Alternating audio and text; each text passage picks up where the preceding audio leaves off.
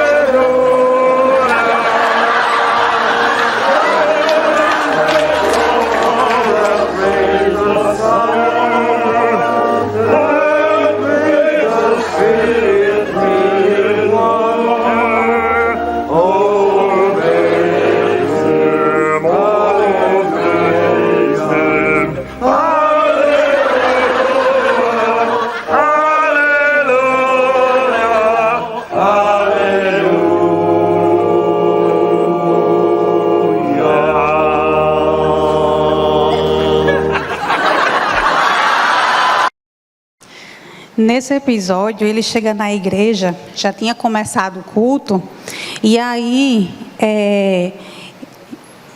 ele simplesmente senta, tinha acabado de finalizar o primeiro cântico, o pastor lá, o padre, né, falando, e ele olhando tudo, ele olha para cima, olha os vitrais, ele fica observando tudo atentamente, né? E nada de prestar atenção no que a pessoa estava falando. Aí ele cochila, dorme, se curva para frente para o chão, enfim, ele faz toda uma cena. Resultado, o que a gente percebe é que de culto ali, ele realmente não estava presente. E às vezes a gente também passa por isso. Às vezes a gente chega na igreja, a gente olha, porque esse ar-condicionado não está funcionando direito, está muito quente, enquanto isso o culto rolando. Né? Às vezes a gente está, né, observando mais quem está lá na frente pregando, quem está lá na frente falando, cantando, e esquece do culto por alguns momentos, né? E aí a gente vai adentrar na essência do que é o culto, né? Então qual é realmente o objetivo hoje da nossa EBD? Pode passar? Isso. Não sei se vocês vão conseguir ler, mas enfim, o objetivo é compreender que a adoração não se limita a um rito externo ou a um momento específico, mas consiste em uma entrega integral do ser humano a Deus, envolvendo mente, coração, forças e todos os sentidos. Então a gente vai ver que a adoração, ela não é esse momento em que a gente chega na igreja, a gente senta no banco, a gente ora, a gente canta, às vezes bate uma palminha, né? aquele cântico mais animadinho, depois a gente senta, ouve o pastor, pronto, acabou. Acabou o culto, vamos para casa. Adoração não é só isso. A gente vai ver que é um pouquinho mais além do que um momento específico em, 2 vezes ali no dia, que seria no domingo, de manhã e à noite. Então, é muito comum a gente achar que a adoração é isso, é cantar algumas músicas, ouvir um sermão, né? E, na realidade, isso aí é uma concepção muito limitada, muito superficial ao que é adoração. O Russell Shedd, ele afirma que hoje a joia que falta na coroa do cristianismo evangélico é a adoração. É uma crítica que ele faz à forma como a gente tem cultuado a Deus. E aí ele diz, podemos passar horas sentados no banco da igreja e ainda assim não termos adorado de fato. É tipo o Mr. Bean, observa tudo. Observa os vitrais, observa a música, o bichinho até tentou cantar, né? Mas assim, não foi muito bem acolhido, né? E aí, a música a parte da música que ele lembrava, ele cantou, mas ele não estava ali. Ele se preocupou com um chiclete que caiu assim pela roupa e ele vai descendo, pegando aquele chiclete até o chão. Ou seja, né? Ele estava ali, mas será que ele realmente estava com mente? Estava realmente concentrado ali naquele culto, né? E muitas vezes a gente passa por isso.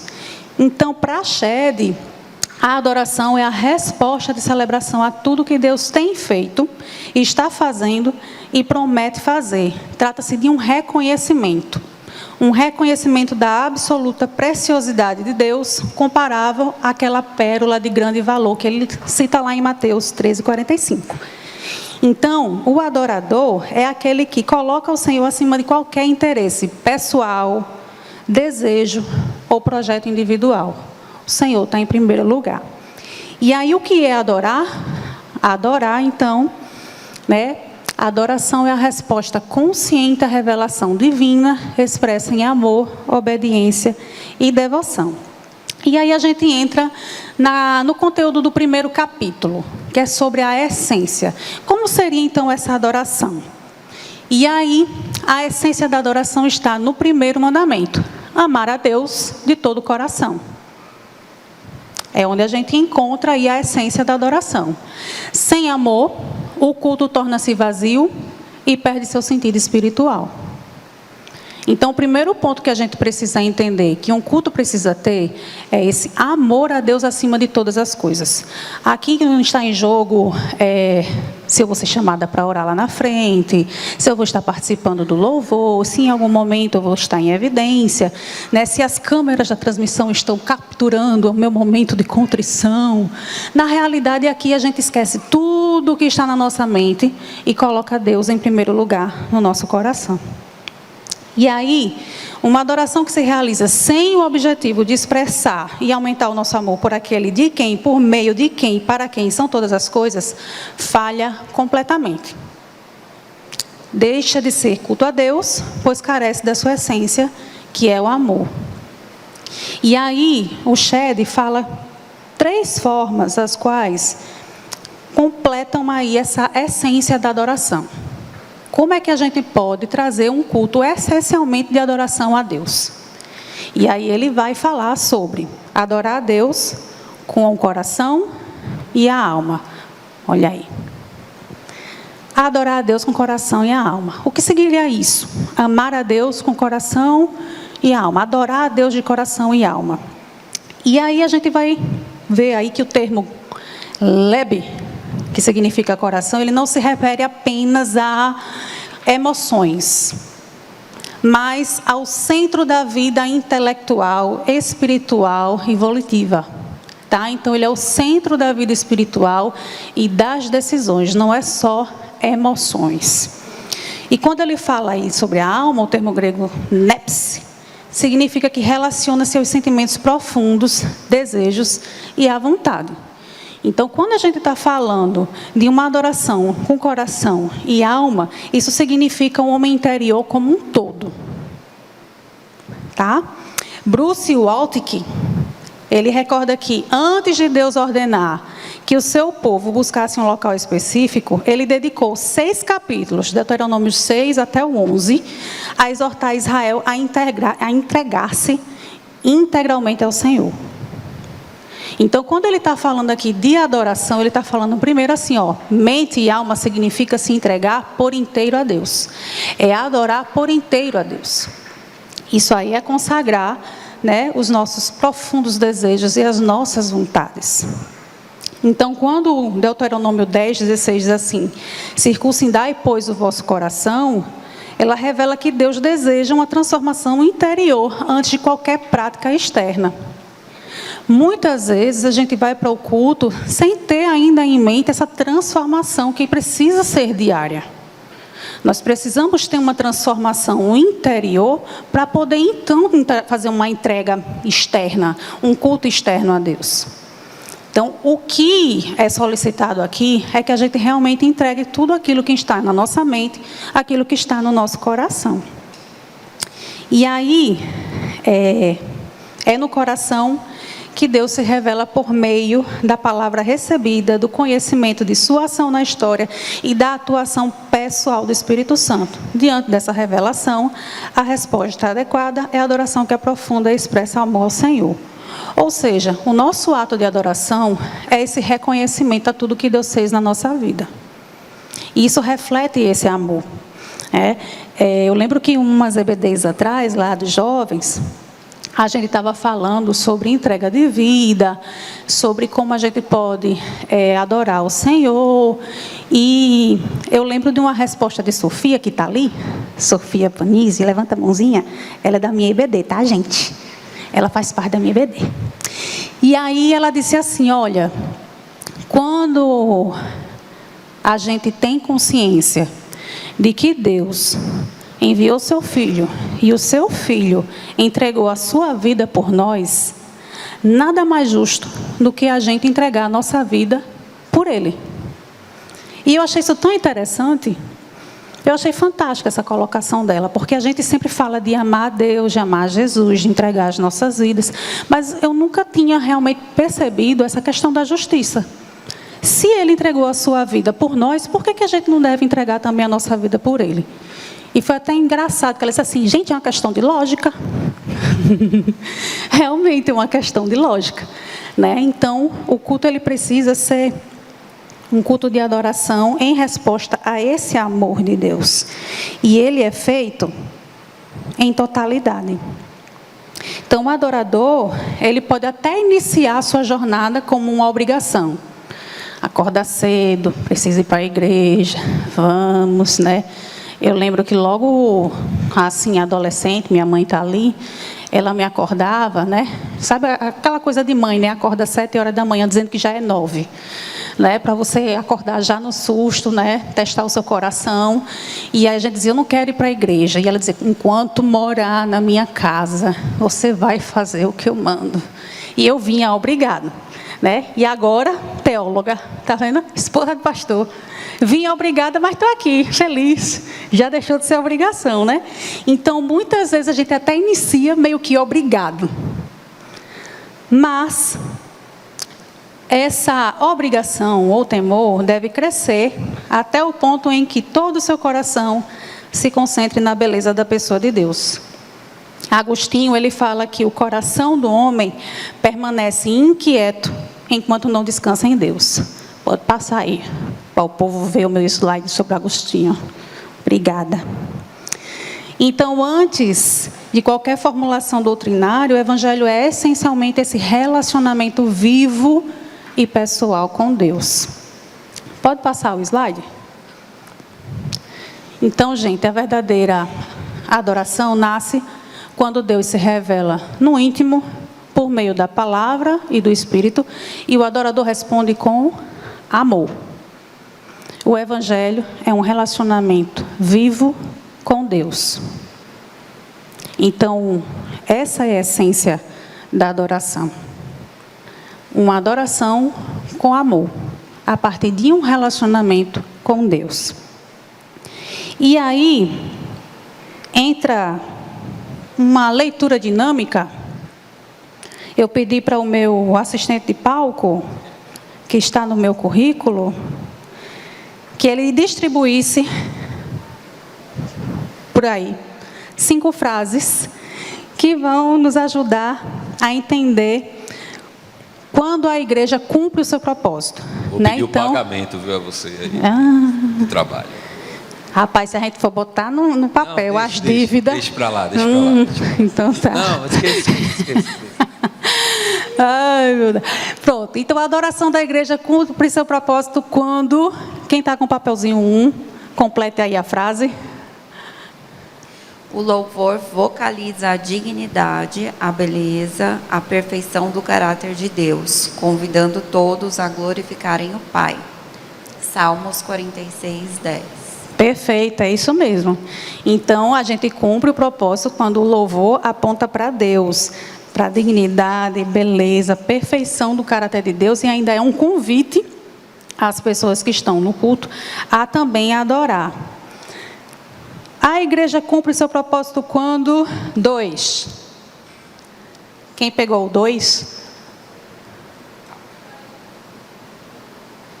Ele saiu, tá com quem? Rapaz, saiu e levou. Ficou com vergonha de ler. Eu tenho aqui.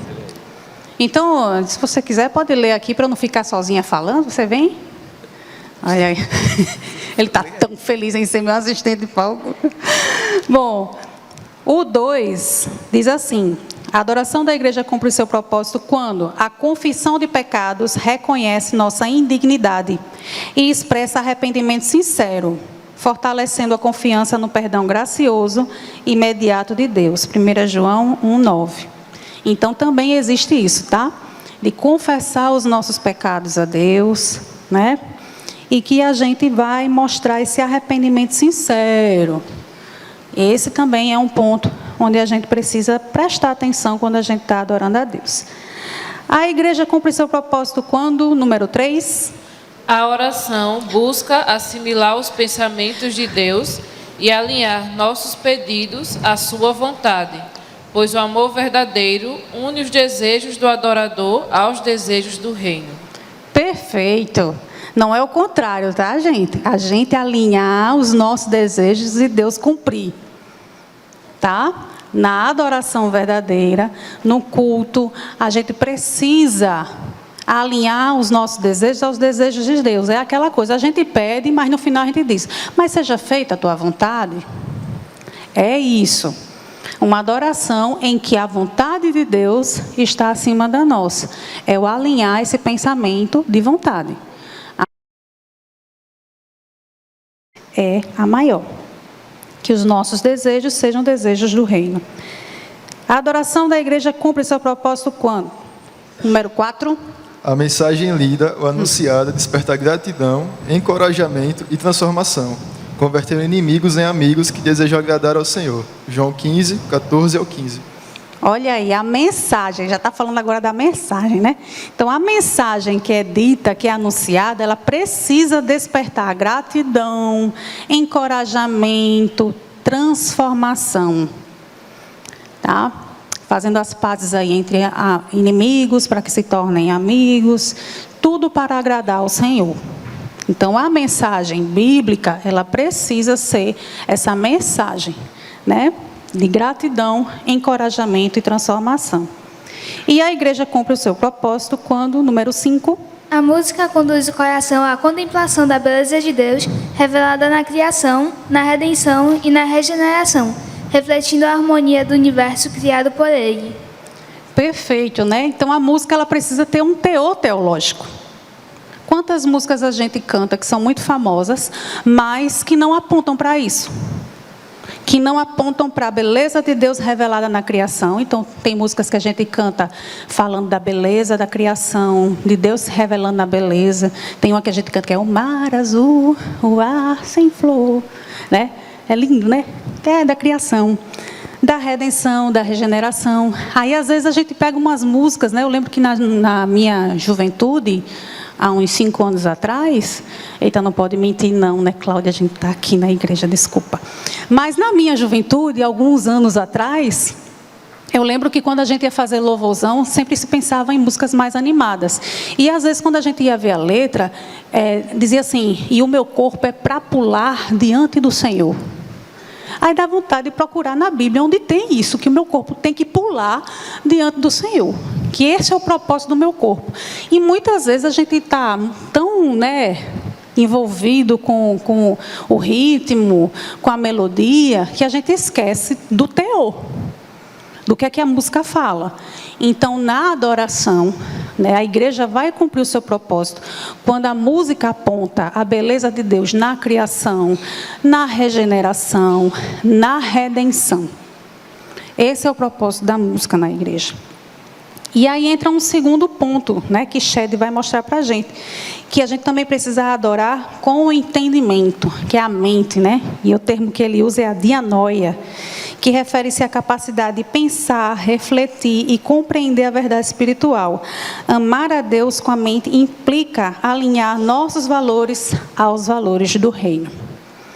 Então, o nosso culto, ele não pode ser só emoção.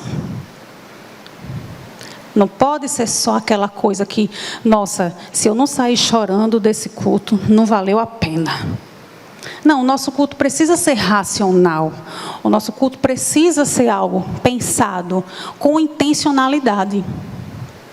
E ele precisa alinhar os meus valores aos valores do reino de Deus. É essa mentalidade que precisa ser transformada no culto. Onde os meus valores estão de acordo com os valores de Deus. Então, a Escritura adverte que o amor ao mundo anula o amor ao Pai. Isso lá em 1 João 2,15. Por isso, a adoração exige uma mente ocupada com a meditação na palavra e com a consciência da santidade divina. Então, o que ele está falando aqui é que a gente precisa estar com a mente ocupada com a meditação da palavra e com essa consciência de quem Deus é. Então, muitas vezes a gente chega, como faz o Mr. Bean lá no início, senta, mas ele não está com a mente ali, está viajando. E muitas vezes a gente chega assim. Muitas vezes a gente vem adorar a Deus com muitas preocupações, com a mente muito ocupada, pensando em 550 coisas, pensando se deixou o ferro ligado em casa, pensando na feira que precisa fazer, que era para fazer ontem, mas não deu, eu vou fazer hoje, quando eu sair daqui eu vou para lá.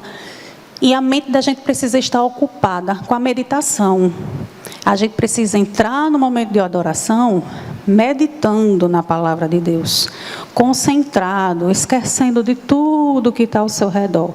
Porque o momento ali é de adoração, porque a gente está diante do grande Deus, dessa santidade divina. E aí, o Shed traz uma ilustração interessante. Ele diz que muitos tratam o culto como um cartão do Dia dos Namorados, em que ele declara, eu amo só a ti, mas ainda traz o preço estampado no canto. Parece que, assim, a devoção, nesses casos, possui um custo máximo que o adorador está disposto a pagar. Se realmente, assim, eu não sei, acho que vocês já tiveram essa sensação de receber um presente e está lá a etiqueta do preço. A depender do valor, ou você fica feliz ou você fica chateado. Não é verdade? Então, assim, eu geralmente quando recebo uma etiqueta com valor, independente do valor, eu já fico pensando, meu Deus, eu vou ter que devolver nesse mesmo valor. Então, muitas vezes a gente trata o culto desse jeito, com um certo limite a pagar. Não, já fiz a minha parte, eu já fui para a igreja, já sentei no culto, eu louvei. Olha, hoje o pastor pediu até para eu orar, então já passou da cota do mês.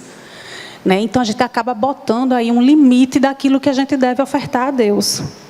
E não é assim. Se o nosso amor tem um preço, ou se buscamos o culto apenas para nos sentirmos bem, nossa motivação é falsa.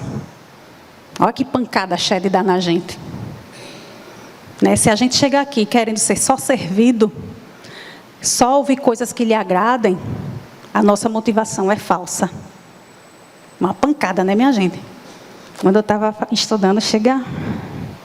E aí o que é que ele fala? Que Deus procura adoradores que desejam conhecê-lo profundamente e desfrutar de comunhão verdadeira. Amar a Deus com entendimento é um desafio contínuo. E aí ele traz à memória os samaritanos que adoravam os que não conheciam, né? E aí Paulo, pode passar o slide? Ele orou para que os cristãos tivessem os olhos do coração iluminados para conhecer plenamente o Senhor. Então a ideia é que a gente realmente esteja focado com a nossa mente, concentrado na adoração a Deus, sem impor limites à ação do Espírito na nossa vida. Para que a gente não venha a cair numa falsa motivação para a nossa adoração. E o terceiro e último ponto desse capítulo fala que a essência do adorar é adorar com toda a força. E aí o termo grego ikios, ou ischios, nossa, muito chique, ischios. Mas parece até que está chamando o gato, né? Ischios. Refere-se às capacidades físicas, talentos e energias do corpo colocados a serviço de Deus.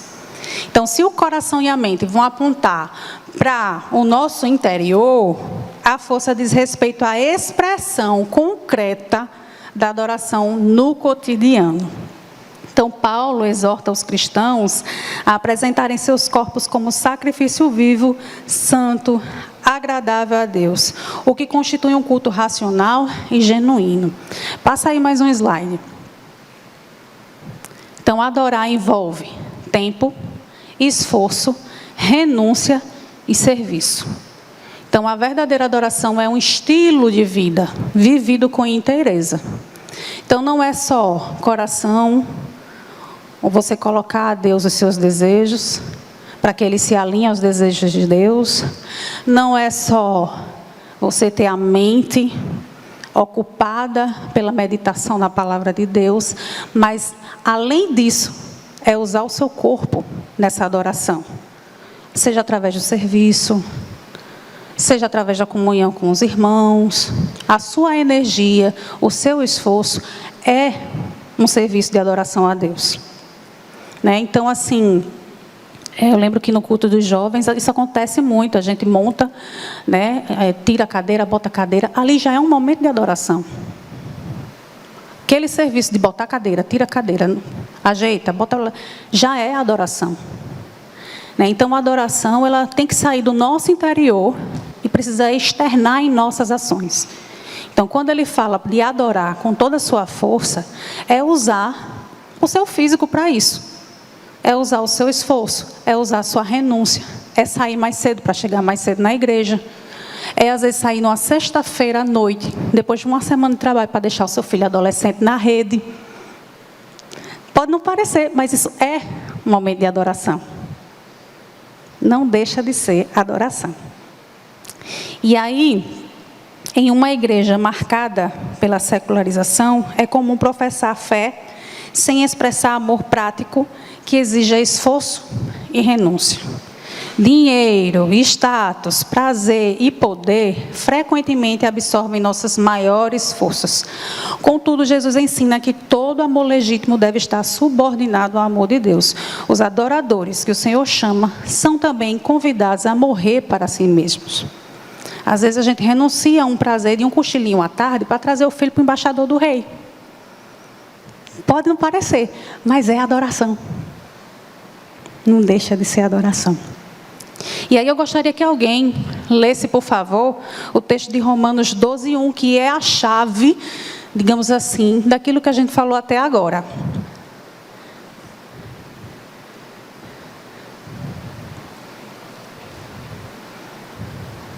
Romanos 12:1. Um joinha bem discreto, mas ele viu. Portanto, irmãos, pelas misericórdias de Deus, peço que ofereçam o seu corpo como sacrifício vivo, santo e agradável a Deus. Perfeito. Então, a adoração não se separa do corpo. Ela se manifesta na totalidade da vida. É gastar energia física e talentos unicamente para a glória divina. E aí, para encerrar essa primeira parte, ele diz lá, o John Comenius, ele faz uma afirmação interessante. Ele diz que, porque aquele que ama a Deus com todo o seu coração, não necessita de prescrições para saber quando, onde e quanto ele deve servi-lo. adorá-lo e cultuá-lo. Pode passar? Porque essa união sincera com Deus em si mesma, juntamente com a prontidão em obedecer e adorar a Deus de modo mais aceitável, o conduz a louvá-lo através de seu ser e glorificá-lo por meio de todos os seus atos. Então, gente, a adoração não inicia quando o culto inicia. O que a gente está tentando dizer aqui é que a verdadeira adoração, ela é um estilo de vida. E ela exige da gente inteireza. Não é um momento específico que a gente sai num domingo para adorar a Deus. É um estilo de vida. Todos os nossos atos são conduzidos a essa adoração. Certo? Então esse foi o primeiro capítulo trabalhado hoje. E aí a gente vai entrar na parte 2, que é a adoração e os sentidos. Agora que a gente já entende a essência da adoração, que deve ser com coração, com mente e com a nossa força, agora a gente vai conversar um pouco sobre como a gente pode expressar essa adoração através dos sentidos. Então, o slide diz aí, né? Embora Deus seja espírito, como é afirmado lá em João 4:24, Ele nos criou com sentidos para experimentar a sua realidade. A adoração envolve tanto a experiência interior quanto a exterior. E aí a gente vai conversar hoje sobre 4 sentidos. Pode passar aí, por favor? Eu vou querer fazer 4 grandes grupos. Será que a gente consegue fazer 4 grandes grupos? Eu acho que dá para fazer, já temos as fileiras certas. Aqui nós temos um grupo, aqui nós temos um outro grupo, aqui mais um grupo e aqui mais um grupo. Quem está aí, por favor, venha para cá para não ser excluído. Que a igreja é inclusão, né, minha gente? Tem que incluir todo mundo. Pronto. Então, eu vou botar grupo... Vou começar por lá. Grupo 1 vai se reunir. Por favor, venha um representante pegar aqui o seu estudo. Muito bem. Sem timidez, gostei. Grupo 2, um representante do grupo 2. Muito bem. Grupo 3, um representante do grupo 3. Olha, o grupo 3 é mais tímido. Opa, apareceu, muito bem. E o grupo 4, um representante do grupo 4. Olha como ele vem animado, tão animado. Muito bem. Pronto. Cada grupo vai se reunir. Por favor, se reúnam, pode se juntar, não tem problema, pode fazer barulho, porque esse é o momento de conversar. Vocês vão se reunir e vão ler o estudo. Existem alguns versículos bíblicos que vão embasar esses estudos. E aí vocês vão discutir como vocês podem expressar, através do sentido que está aí no papel, no culto, na sua adoração. São 4 sentidos, pode passar. Grupo 1 vai falar sobre a visão, sobre ver Deus. Como é que vai ver Deus, né? Se é espírito. Não sei, se vira, lê, discutam e vejam como é que vocês veem Deus hoje, como podem ver Deus hoje. O grupo 2 vai falar sobre ouvindo a Deus, a audição espiritual. E aí, como é ouvir a voz de Deus? Né? Então, estudem aí, discutam como seria o ouvir a voz de Deus nos cultos de hoje. Grupo 3 vai falar sobre provar. Vão ser os gastronômicos. Vão falar sobre sabor. Né? Então, é o paladar espiritual. O que seria isso? Se Deus é espírito. O que seria adorar saboreando? E o grupo 4 vai falar sobre o bom perfume. Vai falar do cheiro, o olfato espiritual. O que seria expressar a adoração de um perfume espiritual? Olha que chique, né?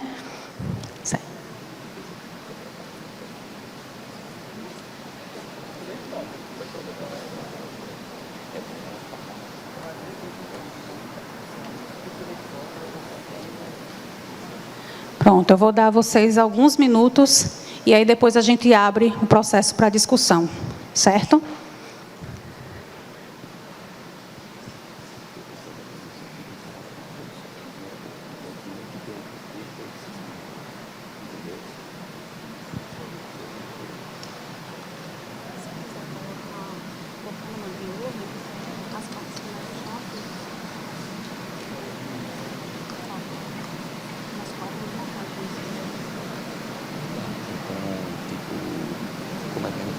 isso agora. Eu pensei que o cara estava pensando nisso antes.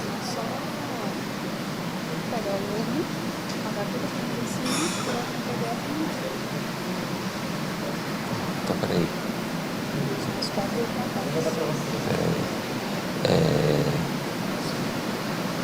Pô, é porque são muitos textos, pô.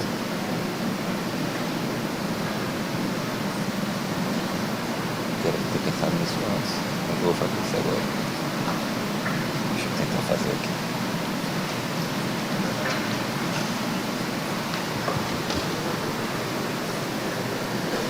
Menino, como vocês são silenciosos. Estou passada. Vontade até de botar uma música para ver se, né? Uma musiquinha ambiente. Para ajudar na concentração.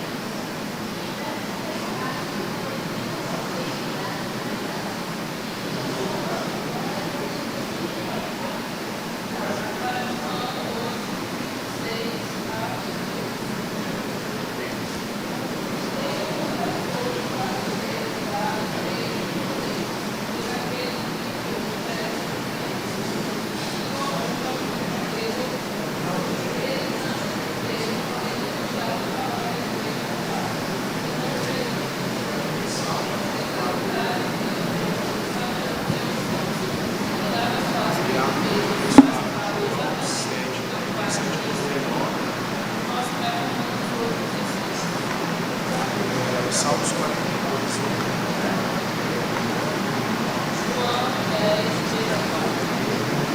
Ah, é verdade, né? Essa é verdade.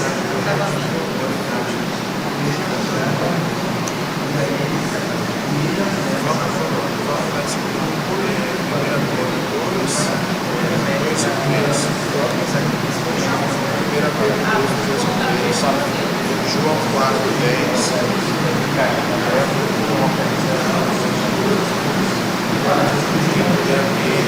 João 7:25.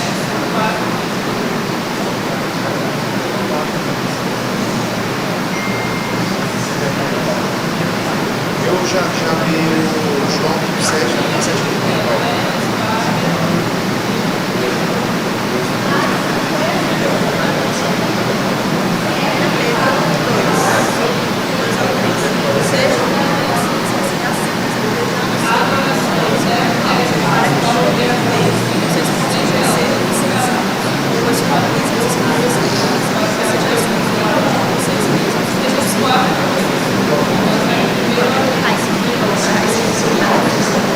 Primeira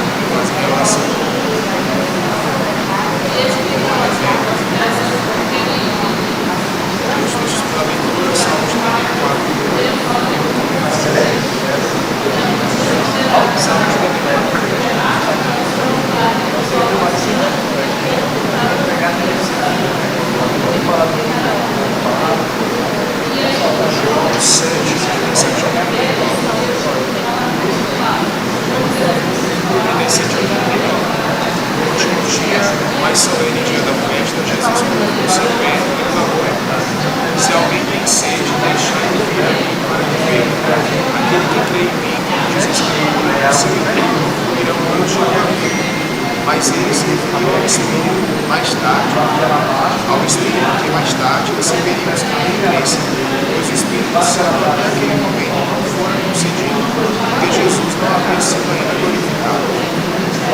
Ainda bem. Isso.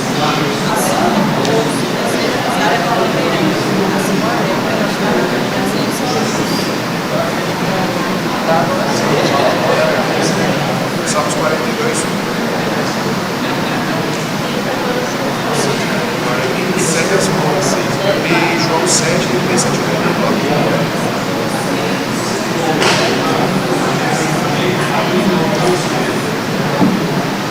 37 a 89.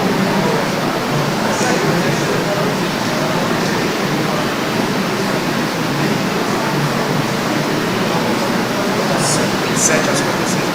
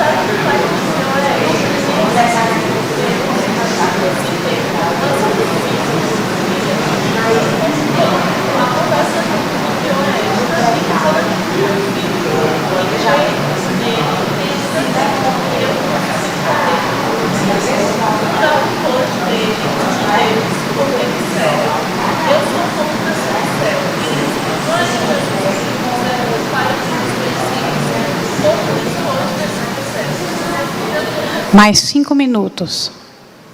Olha a pressão. Eita.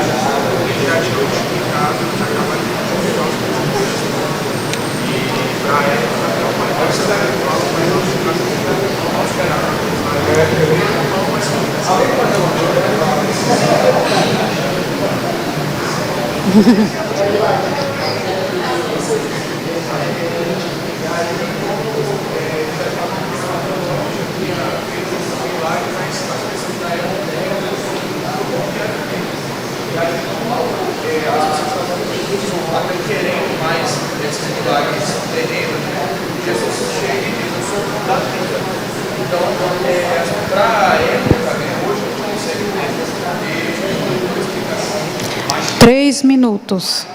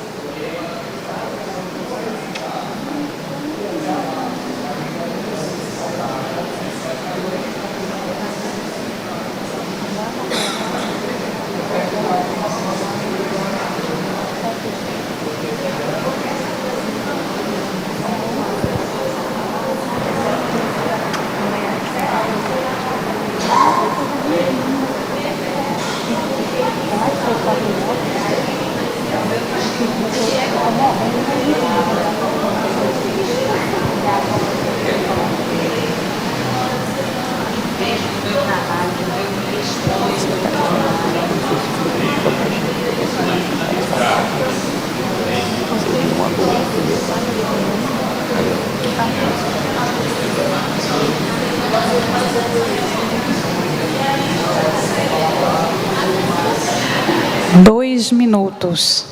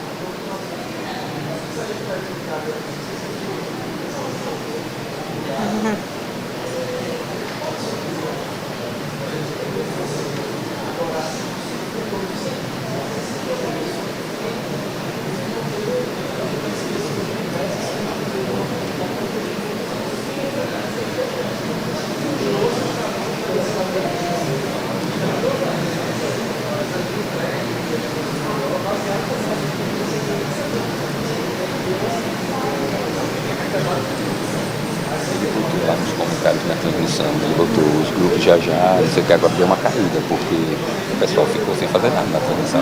Mas aí depois volta.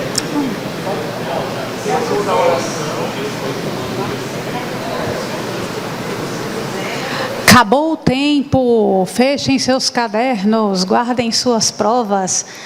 Voltando aqui aos tempos de docência. Bom, agora a gente vai ouvir um pouco do que cada grupo discutiu.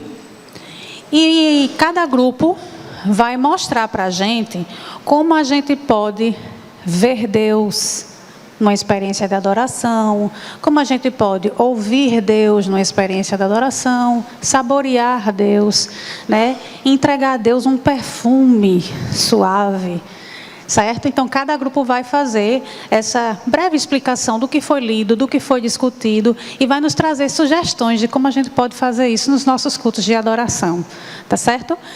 Representante do grupo 1, não precisa vir até aqui na frente, não quero deixar ninguém constrangido, tá certo? O assistente de palco aqui vai levar o microfone até você. Olha como ele está feliz. Oh, felizaço em ajudar. Depois a gente acerta isso aí. Bom dia, irmãos. Aqui no grupo 1, se a gente tivesse uns 10 minutos dos grandes, a gente teria debatido mais, né? Mas, brincadeiras à parte, como está ali escrito, vendo a Deus a visão da fé. Posso ler aqui o texto? Aqui para todo mundo poder entender? A Escritura afirma que ninguém jamais viu Deus em sua essência, como está em João 1,18. Contudo, pela fé, podemos contemplar sua glória em Jesus Cristo, a imagem visível do Pai.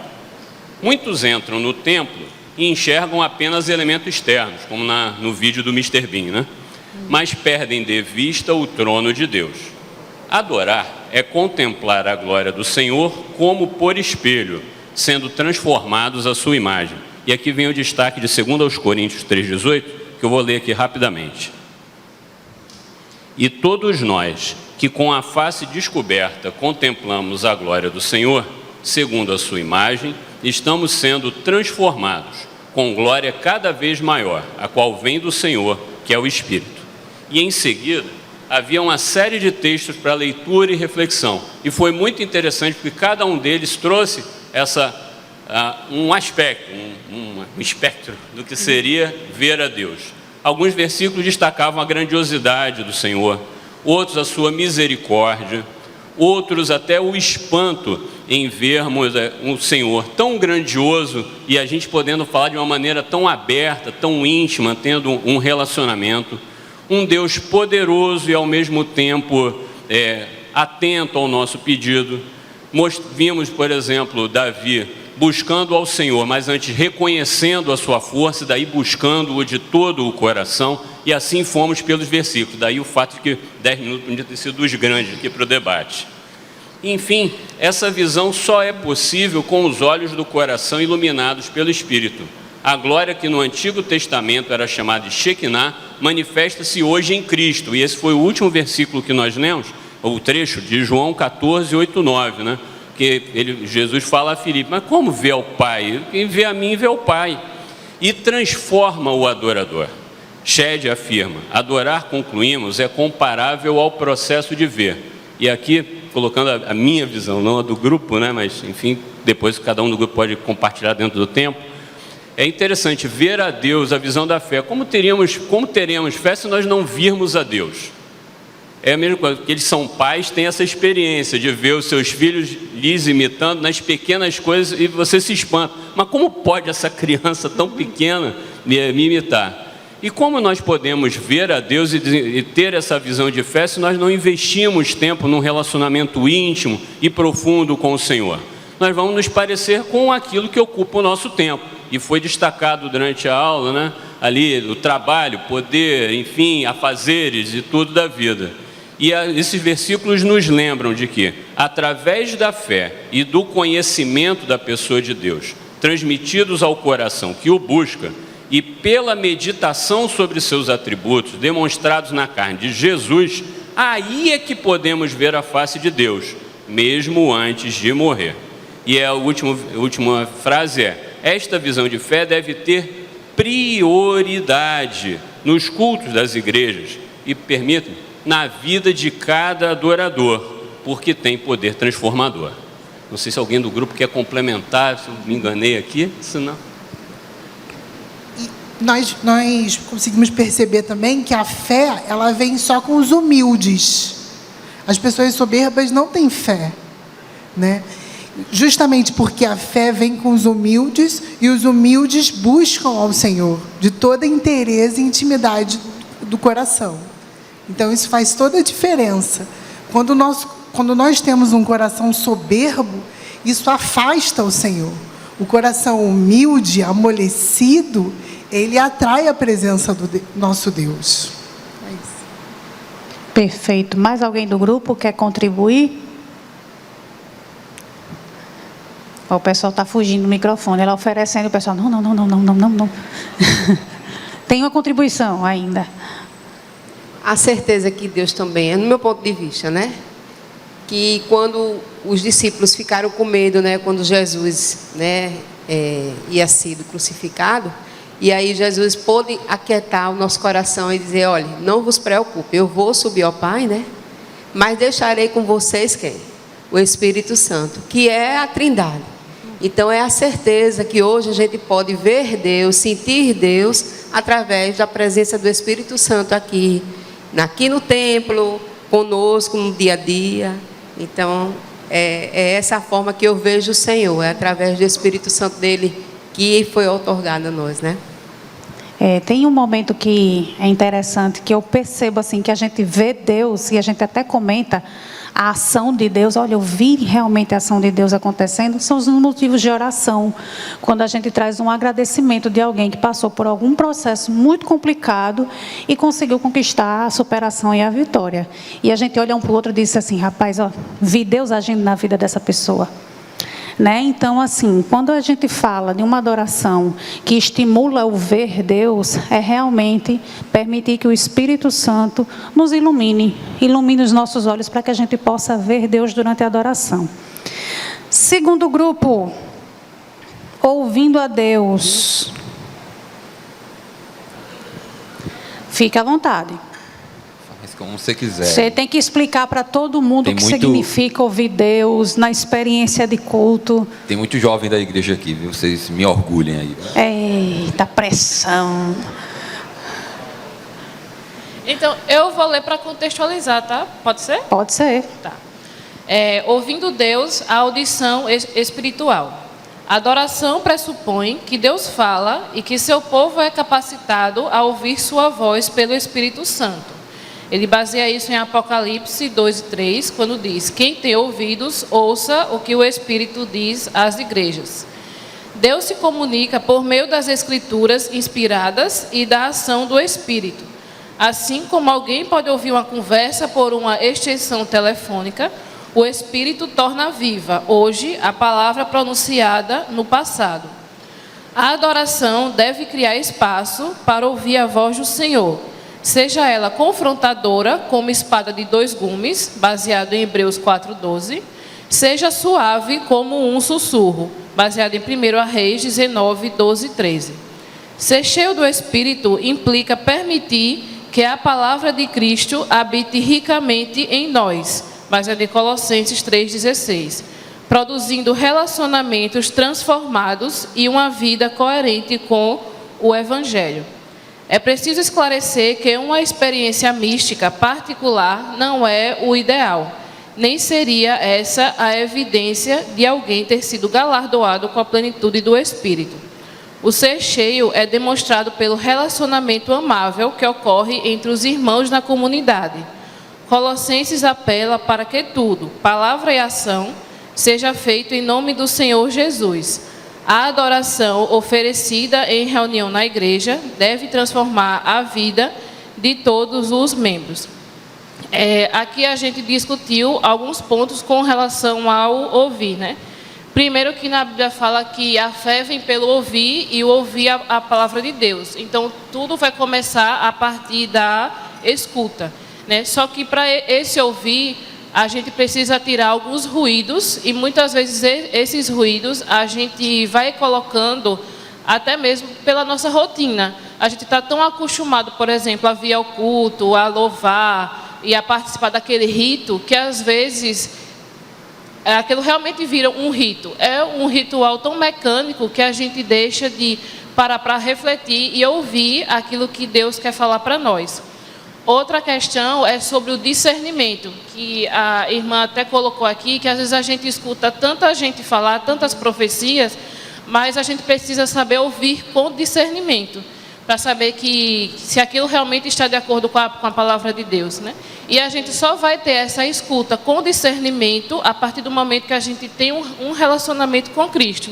E esse relacionamento vai vir com o investimento de tempo e tempo de qualidade com a palavra de Deus e através da oração. E outra questão que foi falada aqui foi com relação, por exemplo, à criação. Tudo começou a partir de uma fala de Deus e a partir da criação, que foi se movendo, né, ao escutar a ordem de Deus a partir do haja, né, do haja luz. Então, quando Deus ele fala para iniciar processos. E esses processos se iniciam a partir do momento que a gente escuta e a gente coloca em prática aquilo que Ele quer falar. E um último ponto é com relação à nossa comunicação com Deus, quando Ele fala conosco e nós entendemos. Quando Deus fala em todo o contexto da Bíblia, Ele fala de acordo com o contexto da época e Ele fala de acordo com... de uma forma que as pessoas que ouviram, elas tinham clareza daquilo que Deus tinha para fazer, né? E, por último, com relação às várias formas de Deus falar, a gente lê, por exemplo, em 1 Reis, quando fala que Deus primeiro veio por meio de um terremoto e depois Ele veio por meio de um vento suave, né? E só soube discernir porque Deus falou, não, nem sempre Deus vai falar daquela forma. Então a gente precisa estar atento para ver como Deus quer falar em cada momento e o que a gente vai fazer com aquilo que a gente escutou. Mais alguém? Olha aí, palmas silenciosas para a colega do grupo. Olha em libras agora, viu? Então, mais alguém? Não? Então, ouvir a voz de Deus a partir da palavra, né? A partir desse relacionamento com Deus.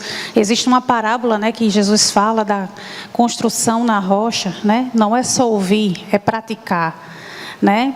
E aí 2 construtores, um vai edificar sua casa na areia, o outro na rocha, mas aquele que ouve e pratica é o que está baseado na rocha, né? É o que dá sustento, né?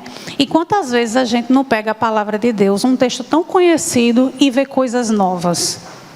Isso é Deus falando ao nosso coração através do Espírito, né? Quantas vezes a gente está com uma dúvida, não sabe o que fazer, uma decisão difícil, e aí a gente abre a palavra, faz uma devocional que, poxa, a pessoa que escreveu a devocional nem lhe conhece, mas por algum motivo, naquele momento, aquela palavra você sente, você ouve como se Deus estivesse falando diretamente com você.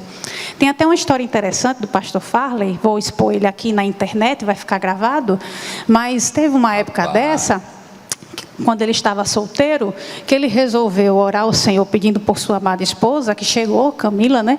Mas antes de Camila chegar, ele orou e abriu a Bíblia, né, perguntando a Deus se ele iria casar. E na Bíblia apareceu assim: não casarás. Aí ele virou a página: neste lugar. E ele... E não é que foi assim que a Camila veio de Aracaju, realmente, não é? Olha aí, profecia, tá? Eu indico aos jovens para não fazer isso. Você pode se decepcionar. Continuando, grupo 3. Provando o Senhor, paladar espiritual. Bom dia, irmãos. Eu creio que tudo se complementa, né? Porque a visão, a audição e o paladar, chegando no perfume, tudo se complementa. É um casamento, na verdade, de coisas. Eu vou ler aqui um trecho. Assim como a alimentação diária sustenta o corpo, a comunhão contínua com Cristo sustenta o espírito. Adorar é saborear o Senhor, vindo continuamente a Ele para não ter fome nem sede espiritual. Aí antes disso diz: a Bíblia utiliza metáforas como leite, água viva e pão para descrever a comunhão com Deus. Assim, agora vindo para a Bíblia. Um versículo que tem aqui Jesus falando: quem comer a minha carne e beber o meu sangue tem a vida eterna, e eu o ressuscitarei no último dia. Chegando nesse versículo ali falando sobre o paladar espiritual, eu vejo que mais que provar de Deus no dia a dia, através da leitura bíblica, que é muito importante, é uma coisa, não tem sensação melhor do que você ler a Bíblia e você provar do amor de Deus quando você vê Ele falando com você, ou ouvir Ele falando com você, né? E você orar, você falar com Deus também, ver Ele nesses pequenos momentos. Você prova de Deus quando você... Isso é uma opinião minha. Você prova de Deus quando você faz o bem ao próximo, mas também no contexto bíblico aqui, quando Jesus fala isso, eu vejo que provar de Deus seria justamente quando nós nos reunimos como igreja em comunhão para ceiar. Uma coisa que muitas pessoas elas acham tão simples, mas tem um significado tão importante, né? Porque assim, a ceia, ela representa a morte e a ressurreição de Cristo até que Ele venha. Logo, quando nós ceiamos, nós estamos cientes de que aquela memorável representação é uma representação que vai ser contínua e que em todo momento nós vamos nos lembrar: poxa, Jesus, Ele sofreu na cruz para que hoje eu tenha vida. E antes desse texto acontecer, os fariseus, eles criticaram Jesus por ter falado isso. Após, né, criticaram porque Jesus ele falou isso, e aí eles já logo não entenderam porque Jesus ele falava por parábolas, ele falava por muitas coisas eram restritas assim ao entendimento de muitos. Então Jesus ele falou isso e eles ficaram sem entender, achando que era canibalismo ou algo do tipo, mas na verdade ele estava fazendo uma simbologia ao dia em que seria traído e logo seguinte seria sacrificado. E alguém tem mais alguma coisa a acrescentar? Tem, ali atrás.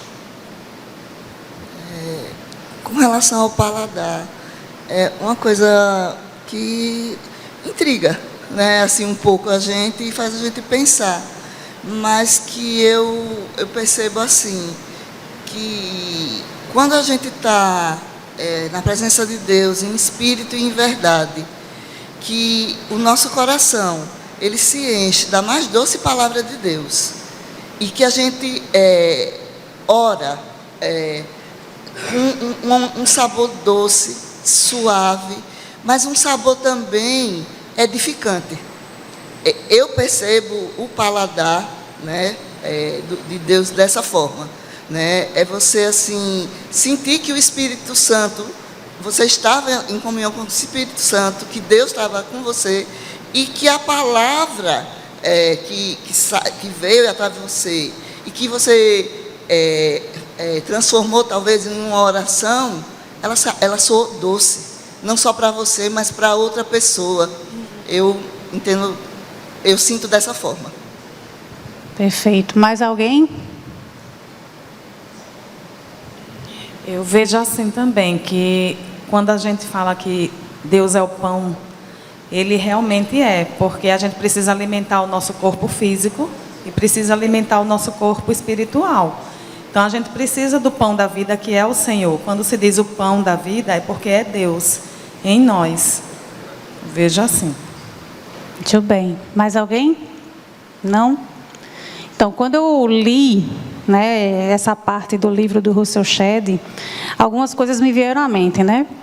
Primeiro, que a partir do momento em que a gente tem essa consciência de quem é Deus na nossa vida, que Ele é o nosso Salvador, que Ele é o nosso Redentor, a gente precisa entender que a nossa alimentação dele precisa ser diária. Precisamos alimentar o nosso espírito como a gente alimenta o nosso corpo.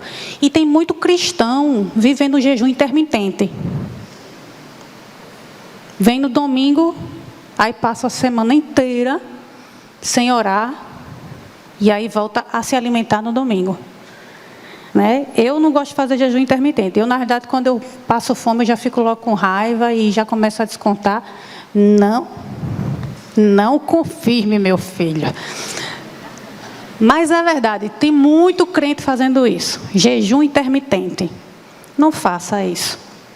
Jesus, Ele é o pão da vida, Ele é a água, né, que sacia a nossa sede, né? E além da gente ter em mente isso, né, inclusive até quando eu era professora de EBD, que eu fui professora de EBD uns 20 anos, tantos que eles me chamavam de patrimônio histórico, o que eu não gostei, mas, enfim, a gente dizia muito a eles, gente, é vitamina BO, é vitamina BO. Porque a gente dizia que eles precisavam manter essa vida devocional de Bíblia e oração todos os dias. É se alimentar todos os dias de Bíblia e oração. Né? E não só isso, porque isso pode acabar se tornando algo automático. Sabe aquela coisa assim, por exemplo, eu não gosto de verdura, de salada, mas eu como porque eu sei que faz bem para o corpo. Então eu como como se fosse remédio, confesso. Não tenho prazer nisso. Mas bota um doce na minha frente, eu vou saborear. E a experiência de culto, ela precisa ser assim. Não é aquela alimentação de um pão com água. Não, é aquele banquete que você vai saboreando, que você vai se deliciando. O salmista diz, a minha alma anseia. Minha alma anseia de ti. Isso é um desejo de saborear esse momento de adoração a Deus. Então, a adoração ela não pode ser automática só porque precisamos nos alimentar. Ela precisa ser saboreada. Então, o culto precisa ser esse momento assim de banquete, que a gente se deleita. Sabe, depois da ceia de Natal, abre a calça assim, tira o botão. Oh, que delícia!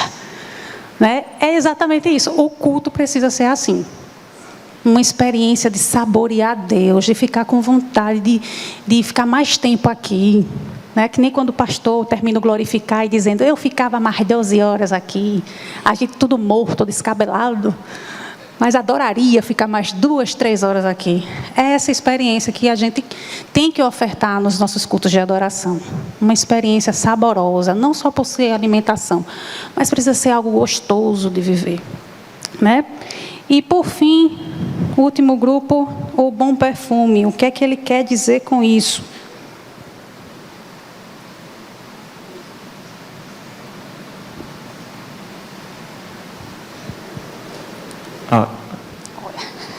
Bom dia, igreja. A gente ficou com o olfato e Já de começo de conversa, eu queria dizer que o grupo estava muito inspirado hoje e eu que lute para conseguir resumir tudo que disseram aqui. Mas vamos lá. A primeira coisa que me veio à mente quando a gente falou de olfato que eu compartilhei com o grupo, foi sobre o sacrifício que era feito no Antigo Testamento, que era de um animal, né, realmente, e tipo, quando matava o animal, que o sangue descia no fogo, né, o holocausto, isso gerava um cheiro que a Bíblia diz que era dito agradável para Deus, né? Então, foi a primeira coisa que eu pensei, né, esse aroma que ficava no local mesmo, assim, sabe? E era uma coisa que marcava muito. E aí, continuando nesse pensamento, no Novo Testamento, o apóstolo Paulo ele fala que a nossa vida tem que ser um sacrifício vivo, né? Então, antes era um sacrifício morto, que morria, descia o sangue pelas pessoas, né? E eu queria ler aqui Romanos 12:1, que fala o seguinte: portanto, irmãos, rogo-lhes pelas misericórdias de Deus que se ofereçam em sacrifício vivo, santo e agradável a Deus. Este é o culto racional de vocês. E a partir disso a gente começou a trazer muita coisa para reflexão, que tipo, um sacrifício vivo, ele é uma coisa que vai por toda a nossa vida, né? Em todas as áreas. Então, tanto a questão da santidade, como a lição fala aqui, quanto a questão de missão evangelística, até mesmo na questão das finanças, que a gente conversou aqui, que tipo lá em Filipenses, o apóstolo Paulo fala também, que as finanças são um sacrifício agradável a Deus também. E a tia Cláudia até falou também que o sacrifício ele tem que ser uma coisa que realmente, como é que eu posso dizer, seja desconfortável para a gente, né? Tipo, quando se matava um animal, esse animal era retirado das primícias, né? Era o melhor gado que tinha e tal, e era uma coisa que tinha muito valor para as pessoas, então realmente valor financeiro, sabe? E aí o sacrifício que a gente faz hoje vivo também é uma coisa que acaba sendo desconfortável, né? Não porque Deus quer que a gente sofra, mas porque é o que a gente tem de mais valioso, né? Então abrir mão disso é o sacrifício. E além disso a gente foi comentando que tipo o olfato ele é uma coisa que marca muito. Então na Bíblia a gente tem algumas passagens que falam sobre perfume, incenso, o próprio Jesus com a mirra, o vaso de alabastro também, quando quebraram o vaso e colocaram sobre ele. Isso era uma forma de indicar que era algo marcante, sabe? E que todas essas coisas que deixavam um cheiro bom tinham muito valor, inclusive até 300 denários e por aí vai. E também teve uma reflexão do irmão ali que eu não lembro exatamente como foi, mas falou sobre o cheiro que deixava quando os cristãos viviam para Deus, que isso era um... Eu não vou lembrar agora, mas depois ele pode falar. Mas eu fiz a comparação também, que foi tipo, da mesma forma que tem aquela passagem que fala quão belos são os pés daqueles que anunciam o Evangelho, né? Então, da mesma forma, quão cheiroso é a vida de quem vive em santidade para agradar a Deus e tudo mais. Então, a nossa reflexão, eu acho que se deu basicamente nessas coisas, e o olfato é um dos sentidos que Deus usa para mostrar para a gente aquilo que Ele se agrada, né? Então, eu acho que é por aí, assim.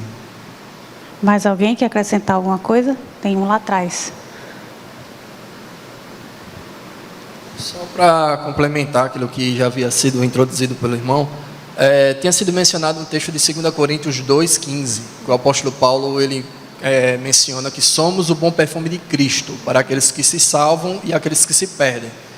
A ideia de trazer para a atualidade essa menção é que a ideia do perfume é o que a igreja exala lá fora, em sociedade, porque a adoração entre quatro paredes, ela é uma adoração que ela é reflexo daquilo que nós vivenciamos lá fora. Então, essa ideia daquilo que o cristão vivencia com Deus, no sentido de adorá-lo, é como é o meu comportamento fora, como marido, como alguém que trabalha em um meio secular, e o quanto isso reflete de fato aquilo que eu vivenciei, porque existem pessoas que se convertem pelo testemunho também, né? Não adianta eu vir para a igreja, adorar a Deus, levantar as mãos e lá fora ter uma vida totalmente incondizente com aquilo que eu menciono aqui. Então, a importância do bom perfume é exatamente passar isso. Dependendo do registro do perfume que eu exalo lá fora, as pessoas vão distinguir se realmente, de fato, eu sou um cristão ou eu sou só um religioso, que vem um dia específico na igreja, adora a Deus aqui na frente de uma comunidade, mas que lá fora não verdadeiramente passa aquilo que é a verdade do Evangelho. Aquilo que primeiro eu absorvi, né? A gente vê pelo Antigo Testamento, que foi mencionado aqui, que dependendo de como o sacrifício era feito, se fosse de qualquer jeito, Deus rejeitava aquele sacrifício, porque o que subia não era agradável. Então, trazendo essa transmissão do que já foi mencionado aqui, acho que é um bom texto, né, que também complementa com aquilo que está sendo pedido também, né? Perfeito. Mais alguém? Não? Quando a gente fala de perfume, eu penso assim, né? Geralmente a gente está numa sala, entra alguém super cheiroso, chama a atenção de todo mundo, né?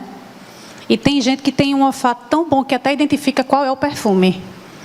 Eu acho que eu sempre tive nariz de Covid, porque eu realmente não sinto cheiro de nada, né? Mas tem gente que consegue identificar, né? Então, quando a gente fala do bom perfume, a gente também precisa exalar esse bom perfume onde a gente está. Então, assim, como o irmão falou, foi até um texto também que foi colocado aí para eles lerem, que foi aquela diferença de oferta de Abel e Caim. Que Deus recebeu a de Abel e rejeitou a de Caim. Então, a gente nota que Abel, ele traz as primícias do que ele produziu. A diferença de Abel para Caim estava justamente no coração, não era nem na oferta. E o que a gente precisa trazer para hoje é isso, uma adoração de coração, que exale essa mudança, essa transformação de vida que Deus deu nas nossas vidas. E aí é interessante porque o Shed, ele diz assim, o que é que Deus espera dos nossos cultos? E aí ele traz 3 coisinhas. Ele diz, em primeiro lugar, Deus espera os sacrifícios de nossos corpos, através das misericórdias a nós outorgadas. Ele se agrada com a vida, a santidade e o prazer que nossas vidas humanas podem lhe dar no serviço obediente. Então, primeiro ele quer os nossos corpos, ou seja, ele quer as nossas ações. Ele quer a nossa presença, nosso serviço. Em segundo lugar, ele fala que Paulo fala do bom perfume de Cristo que por meio de nós manifesta-se em todo lugar. Paulo aqui estava falando do contexto missionário. Ou seja, uma forma também de você exalar o perfume de Cristo é sendo missionário. Isso Deus se agrada. É falar do amor de Deus às pessoas. Isso é exalar esse perfume. E por fim, atribui-se a mesma virtude diante de Deus ao sacrifício financeiro. E aí ele está falando, munidos de um espírito caracteristicamente generoso, os macedônios em geral e os filipenses em particular preocuparam-se com o bem-estar dos irmãos necessitados. Quando ele está falando aqui do sacrifício financeiro, não é aquela coisa que você vai dar lhe faltando. É lembrar da história da viúva, que entregou 2 moedinhas. Mais uma vez repito, não é a oferta, é o coração. O que Deus pede da gente é liberalidade, não é apego ao que a gente tem. E quando a gente faz essa oferta com liberalidade, com amor, porque você sabe que aquilo ali está auxiliando na obra, está ajudando o irmão que está necessitado, Deus recebe como um bom perfume. Então isso também agrada a Deus. Então, se desejamos fazer ofertas ao nosso Deus, que eles sejam sacrifícios de aroma suave, lembremos-nos que Ele atenta sempre para o amor e o entusiasmo de tais expressões de culto. Então, o segredo do culto que agrada a Deus está em entregar-se primeiro ao Senhor. Então, quando Paulo cita os macedônios e os filipenses, ele cita que eles entregaram-se primeiro ao Senhor para então fazer uma oferta financeira, digamos assim, para Paulo. E aí, para concluir esse capítulo, nós já estamos terminando nossa EBD. Olha, estou terminando antes do horário que eu termino a EBD de jovens, né? Não, a gente termina meio-dia. É um acerto que a gente faz, vou terminar antes. Só. Eita, meu Deus, corre. Para concluir, o Shed, ele traz aí um exemplo do Benjamin Patterson. O Benjamin Patterson, ele compara a adoração a assistir um jogo de futebol cujo resultado você já sabe. Como assim? Você vai assistir um jogo de futebol e você já sabe o resultado? Mas você comemora do mesmo jeito. Pensa aí num jogo de futebol que você sofreu e no final ele venceu, o seu time venceu. Pensa aí no CRB que tem série, pelo menos. Não vou tirar onda não com isso não. Desculpa aí, pessoal que é azulino, não quis ofender. Vamos pensar na seleção brasileira, que é melhor. Vamos pensar num jogo difícil que a seleção brasileira passou e no final, no último minuto, ele fez um gol lá aos 46 do segundo tempo já. Aí você vai e resolve reassistir. Diga para mim, você não vai assistir a mesma emoção, não? Você não vai torcer igual? Você não vai vibrar igual com aquele gol no último minuto? Não. Olha, está dizendo aqui, não. Ele nem reassiste os gols. Não gosta. Porque você já sabe. Olha aí, vai assistir de novo para ver os detalhes. Esse cara é futebolístico, né? Mas aí esse Benjamin Patterson fala que o culto é assim também. Que na adoração a gente revive e celebra uma história que já aconteceu. Que foi a entrega de Jesus Cristo por nossas vidas. A gente está celebrando a salvação, a eternidade, aquilo que virá. Então o culto é reviver e celebrar tudo o que aconteceu, os grandes autos salvíficos de Deus em Cristo. E aí ele termina com um desafio prático. Ele diz assim: não compartimentalize sua vida. Não separe o domingo do restante da semana. Adorar é pensar magnificamente em Deus em todo o tempo, permitindo que sua vida exale o perfume de Cristo no trabalho, em casa e na igreja. E aí ele utiliza só uma metáfora final, que é um banquete do rei.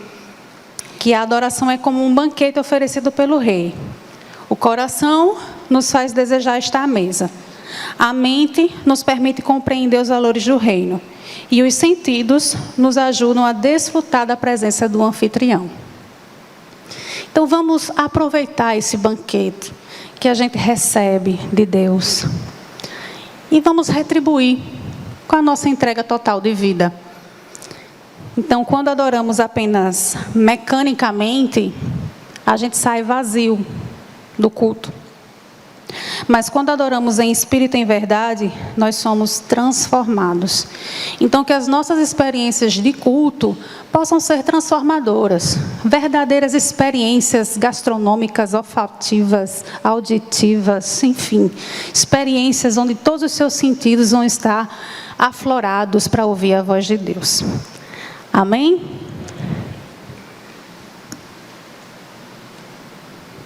Eu quero agradecer a Kelly, é sempre muito bom ouvi-la, mas eu quero pedir que você fique de pé e que você agora vai ser convidado a adorar a Deus fora da igreja, não é? Vamos adorar a Deus por onde quer que a gente vá agora, não é? E lhe convido a voltar para adorar a Deus agora às 18 horas, daqui a pouco, né? Às 18 horas, aqui novamente. E domingo a gente vai dar outro passo, não é? De aprendizado nesse livro da adoração bíblica de Russell Shedd, com o pastor Farley, será o nosso professor. É um privilégio ter uma igreja cheia de pessoas que podem nos indicar o caminho da melhor forma possível. Abaixe sua cabeça e nós vamos orar. Senhor, nós te agradecemos. Te agradecemos pela vida de Kelly, por tudo que ela é e que ela representa para cada um de nós. Te agradecemos também, Senhor, pela oportunidade de te adorarmos. Nós te agradecemos porque, apesar de cheios de imperfeições, de falhas, cheios de pecados, o Senhor recebe a nossa adoração. E nós estamos aqui, Senhor, para te dizer que o desejo sincero do nosso coração e da nossa alma é fazer a tua vontade, é entender e fazer a tua vontade. Por isso, Senhor, continua a trabalhar as nossas vidas, continua a nos fazer verdadeiros adoradores, adoradores da forma como tu esperas que sejamos. Essa é a nossa oração. Nos abençoa em cada um dos locais que nós vamos estar e nos traz de volta aqui logo mais à noite para aprendermos mais da tua palavra e transformarmos ainda mais as nossas vidas. É a oração que fazemos em nome de Jesus. Amém.